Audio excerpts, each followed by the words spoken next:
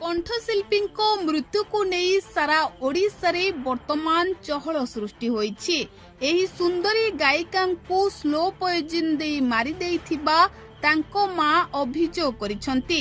तेबे खूब कम बयसरू संगीत दुनिया रे अनेक ना करिथिबा कंठशिल्पी मृत्यु संगीत दुनिया को स्तब्ध कर देइछि।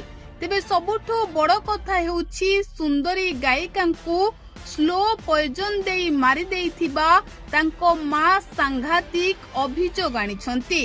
संबलपुरी गायिका भाबे बेस ना करिथिबा रुक्सना बनंको परलोक गतकाली एम्स हॉस्पिटल रे चिकित्साधीन अवस्था रे घटिथिला।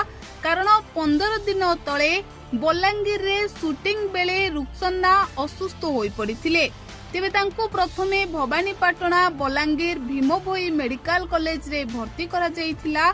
आउ परे सेठरे तांको अवस्था गुरुतर हेबारु तांको परे भुवनेश्वर एम्स रे भर्ती करा जाइथिला। तेबे दुखर कथा हेउछि गतकाली राति रे चिकित्साधीन अवस्था रे तांकर मृत्यु होईछि।